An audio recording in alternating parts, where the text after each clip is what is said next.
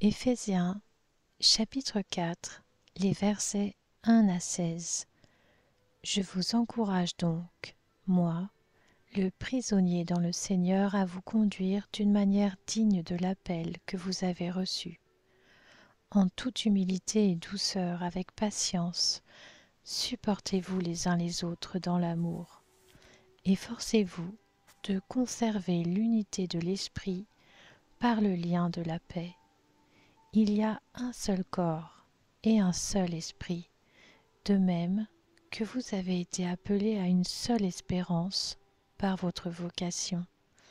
Il y a un seul Seigneur, une seule foi, un seul baptême, un seul Dieu et Père de tous. Il est au-dessus de tous, agit à travers tous et habite en nous tous. Cependant, à chacun de nous, la grâce a été donnée à la mesure du don de Christ.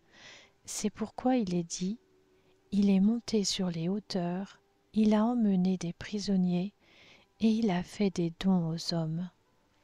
Or, que signifie il est monté, sinon qu'il est aussi d'abord descendu dans les régions les plus basses de la terre?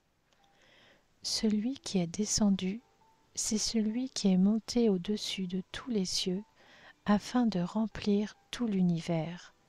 C'est lui qui a donné les uns comme apôtres, les autres comme prophètes, les autres comme évangélistes, les autres comme bergers et enseignants.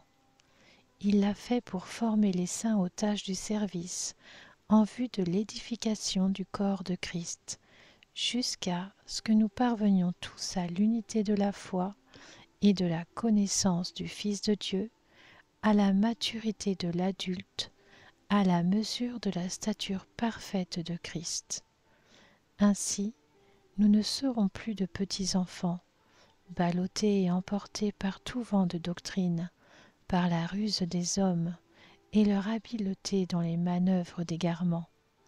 Mais en disant la vérité dans l'amour, nous grandirons à tout point de vue vers celui qui est la tête, Christ. C'est de lui que le corps tout entier, bien coordonné et solidement uni, grâce aux articulations dont il est muni, tire sa croissance en fonction de l'activité qui convient à chacune de ses parties et s'édifie lui-même dans l'amour.